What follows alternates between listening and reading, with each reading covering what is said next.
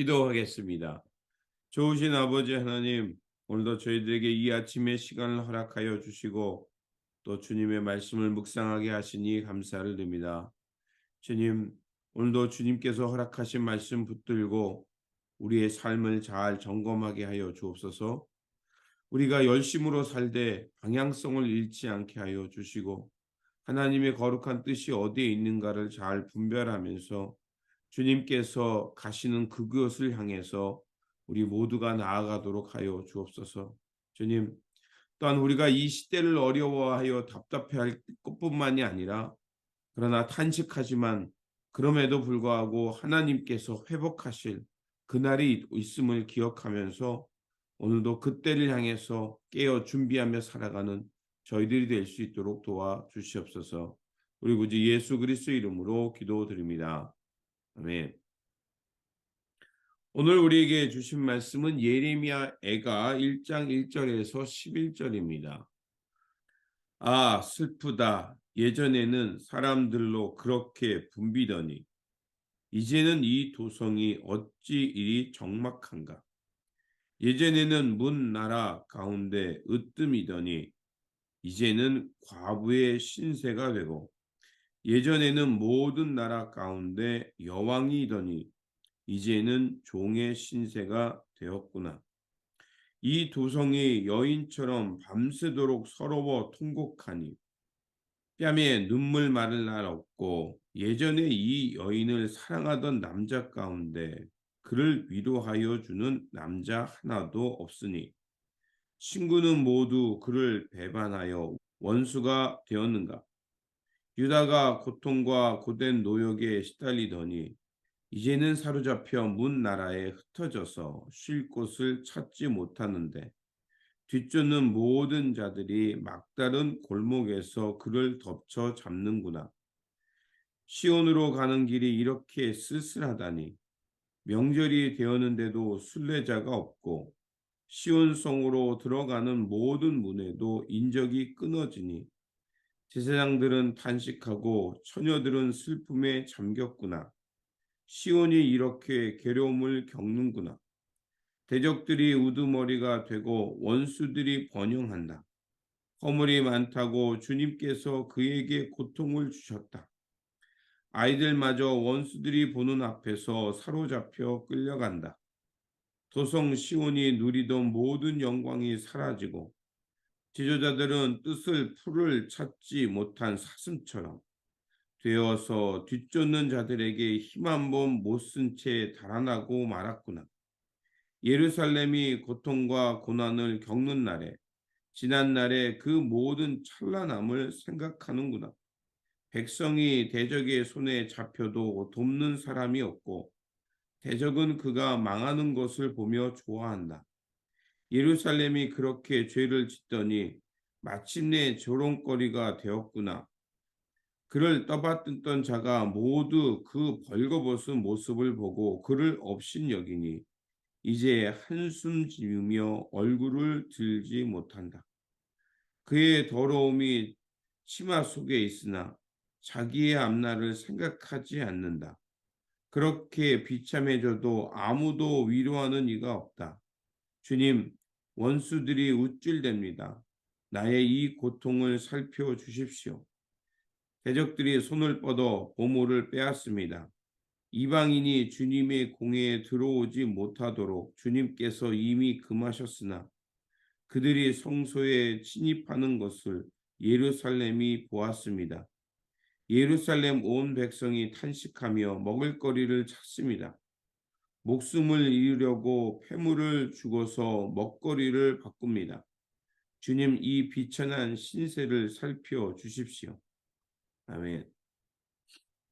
오늘 본문은 예레미야가 그 나라가 망한 후에 그 절망 가운데서 그 시를 지어서 전하는 말씀입니다.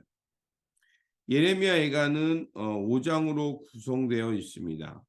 1장과 2장, 4장과 5장은 22절로 기록되어 있고요. 3장만 66절인데 각 히브리어 알파벳에서 한 글자씩을 3절씩 묶어가지고 66절로 구성되어 있습니다. 오늘 본문의 배경은 영광의 자리에 있던 예루살렘이 멸망의 자리로 떨어진 것을 슬퍼하며 애통해하는 말씀입니다. 예레미야는 하나님의 영광이 떠난 예루살렘을 보며 깊이 탄식합니다. 전에는 예루살렘에 수많은 사람들이 거주하는 아름답고 활기찬 성읍이었는데 이제는 아주 볼품없는 폐허로 변해버렸습니다. 또한 공주처럼 존귀함을 받던 예루살렘이 과부처럼 딱한 처지가 되었습니다. 예루살렘이 이렇게 망한 것은 그들의 죄악 때문이고 죄악은 결국 삶과 공동체와 도성을 모두 폐허로 만든 버린 것입니다.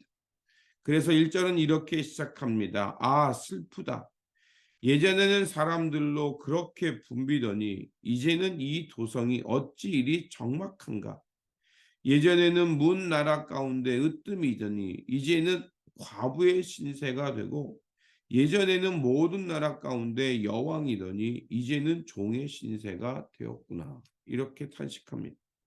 1절 속에 보면 전에는 이제는 이런 말들이 3번에 반복되는 것을 볼 수 있습니다.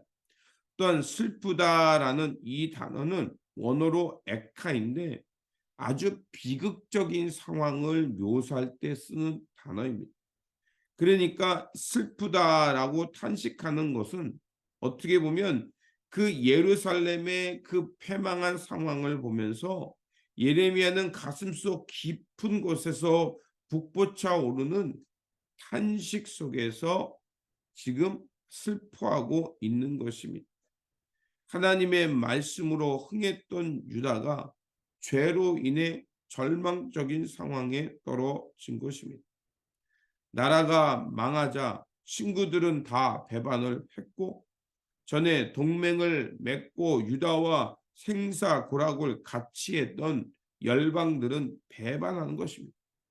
너나 할 것 없지 각자 도생으로 길로 갑니다. 지도자들은 힘없이 도망쳐 버렸고 그들의 자손들은 대적들에게 힘없이 끌려갔습니다. 지난날에 아름다웠던 예루살렘을 향해 찬사와 영광이 이제는 업신여기는 조소로 바뀌어 버렸습니다. 이렇게 힘든 상황을 4절은 이렇게 표현하고 있습니다. 시온으로 가는 길이 이렇게 쓸쓸하다니 명절이 되었는데도 순례자가 없고 시온성으로 들어가는 모든 문에도 인적이 끊어지니 제사장들은 탄식하고 처녀들은 슬픔에 잠겼구나. 시온이 이렇게 괴로움을 겪는구나. 이렇게 탄식하고 있습니다. 그렇다면 예루살렘이 왜 이렇게 탄식의 장으로 변했을까요? 8절은 이렇게 말합니다. 예루살렘이 그렇게 죄를 짓더니 마침내 조롱거리가 되었구나. 그를 떠받들던 자가 모두 그 벌거벗은 모습을 보고 그를 업신여기니 이제 한숨 지으며 얼굴을 들지 못한다. 바로 예루살렘이 하나님의 뜻을 버렸기 때문입니다. 또한 예레미야는 그들의 죄가 무엇인지를 18절에서 이렇게 정의합니다. 주님께서 하신 일은 옳으나 나는 주님의 말씀을 거역하였다. 모든 백성아 들어라. 이 고통을 보아라. 처녀 총각들이 사로잡혀 끌려갔다. 예레미야가 말하는 죄는 무엇입니까? 바로 하나님의 말씀을 거역했다는 것입니다. 의롭고 공의로운 하나님의 말씀을 거역한 것입니다. 그러면 하나님의 말씀을 거역하는 게 무슨 잘못일까요? 바로 창세기에 보면 모든 것이 부족함이 없는 에덴 동산에서 아담과 하와가 쫓겨납니다. 그들이 쫓겨난 이유는 바로 언약을 버렸기 때문입니다. 선악을 알게 하는 과실을 먹지 말라는 그 하나님과의 맺은 언약의 말씀을 거역했기 때문에 그렇습니다. 하나님을 섬기는 백성이 하나님의 언약을 거역하면 이처럼 폐허로 변화버린다는 것입니다. 제사장들과 선지자들은 하나님의 말씀을 받지도 않았음에도 불구하고 백성들이 원한다고 거짓 평화를 예언했습니다. 더구나 또 하나님의 뜻을 전하는 예레미야는 오히려 매국노라고 또 너는 나라를 팔아먹는 자라고 그렇게 하며 그를 죽이려고까지 했습니다. 왕궁에 사는 신하들은 어땠습니까? 그들은 하나님의 뜻을 향해 돌이키기보다는 애굽 편에 쓸 것인가 바벨론 편에 쓸 것인가 이 중에 저울질하다가 자기의 이익을 따라가다가 그만 잘못된 선택을 해서 더욱더 백성들을 어렵게 했습니다. 또한 종교 지도자들과 정치가들은 어떻습니까? 9절에는 이렇게 말합니다. 그의 더러움이 치마 속에 있으나 자기의 앞날을 생각하지 않는구나. 그렇게 비참해져도 아무도 위로하는 이가 없다. 주님, 원수들이 우쭐댑니다. 나의 이 고통을 살펴주십시오. 그들은 그런 나라와 공동체가 위기 가운데 있는데 여전히 자기의 기득권들만 지키려고 하고 있습니다. 나라가 패망의 길로 가고 있는데 어느 것이 더 자신들에게 이익인가를 따지고만 있습니다. 결국 바벨론에 의해서 성전은 파괴되었고 성전 기문은 훼손되었습니다. 이방인들이 거룩한 성수에 들어와서 하나님의 거룩한 땅을 짓밟아 버린 것입니다. 예루살렘이 패망한 것은 한 사람만의 책임이 아닙니다. 악의 평범성이라는 말이 있습니다. 그것은 자기 일에 열심히 했는데 방향성을 잊어버렸다는 얘기입니다. 어느 누구도 가는 길을 점검하고 비록 그 길이 잘못되면 어려워도 그 흐름을 꺾어서 옳은 길, 의의 길, 생명의 길로 가야 하는데 그 길을 꺾는 것이 쉽지 않기 때문에 그랬던 것입니다. 예레미야는 지금 가고 있는 길을 멈추고 하나님께 돌아오라고 말했습니다. 그럼에도 불구하고 그들은 듣지 않았고 주어진 상황에서 어느 쪽이 자신들에게 이익인가만 따지다가 방향성을 잃었고 결국 예루살렘의 패망을 보게 된 것입니다. 그래서 예루살렘의 패망 속에서 예레미야는 절망했습니다. 그런데 오늘 본문 20절을 보면 그렇게 탄식하며 절망한 것으로 끝난 것이 아니라 거기에서 하나님 나라의 희망을 봅니다. 20절은 이렇게 되어 있습니다. 주님, 나의 절망을 살펴주십시오. 애간장이 다 녹습니다. 내가 주님을 얼마나 자주 거역하였던가를 생각하면 심장이 터질 것 같이 아픕니다. 거리에서 칼의 살육이 있고 집안에는 사망이 있습니다. 그런데 이런 절규와 탄식 속에서 지금 그 부르짖음의 대상이 누굽니까? 하나님을 향해 부르짖고 있습니다. 애간장이 녹는 그 절망적인 상황에 빠졌어도 하나님을 바라보며 기도하고 있는 것입니다. 그러면서 먼저 자신의 죄를 회개하고 그리고 이 어려움에 빠져 있는 예루살렘을 구해달라고 기도하고 있습니다. 예레미야도 자신의 소명을 감당하기가 너무 어려워서 하나님의 소망을 해서 벗어나려고 도망쳤습니다. 그러나 하나님께서는 그를 다시 회복하셨고 그리고 결국에는 하나님의 부르심에 순복하며 묵묵히 믿음의 길을 가게 했습니다. 오늘 우리의 현실만 보면 불의와 거짓이 득세하는 것처럼 보입니다. 그러나 잊지 말아야 할 것은 하나님은 당신의 때에 세상 불의와 거짓을 심판하신다는 것입니다. 그렇게 우리가 절망 속에서만 탄식할 것이 아니라 세상 불의와 거짓을 보며 그것이 하나님의 심판을 받도록 기도해야 합니다.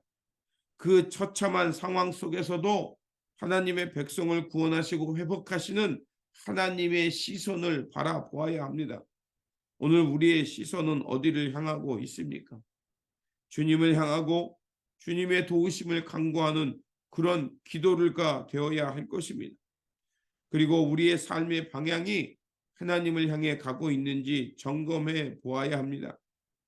그러므로 이제라도 시대의 악과 거짓을 보며 슬퍼하며 탄식하며 기도하시기 바랍니다. 그리고 이 나라와 민족, 주님의 교회가 바른 길로 갈 수 있도록 깨어 기도하시기 바랍니다. 그래서 오늘도 우리에게 부름받은 그 땅에서 하나님 나라와 의를 구하며 묵묵히 생명과 평화의 길을 향해 나아가는 저와 여러분들이 되시기를 주님의 이름으로 축원드립니다. 기도하겠습니다. 진리로 이끄시는 하나님, 예루살렘의 멸망을 바라보며 슬퍼했던 예레미야의 눈물을 봅니다. 예레미야는 하나님의 진노로 파괴된 예루살렘을 보며 슬퍼하며 그 슬픔을 기록하고 역사의 후손들에게 생명을 가도록 이끌었습니다. 주님, 우리도 역사를 통해 드러난 하나님의 뜻을 보게 하시고 이때 가운데 깨어서 살면서 예수 그리스도의 길을 기준 삼고 묵묵히 주님 나라를 향해 살게 하여 주옵소서. 그래서 오직 예수 그리스도의 삶과 가르침을 기준 삼고 주님께서 가신 생명과 평화의 길을 걸으며 하나님 나라의 거룩한 뜻을 이루며 살아가는 저희들이 될 수 있도록 도와 주시옵소서. 우리 구주 예수 그리스도의 이름으로 기도드립니다. 아멘.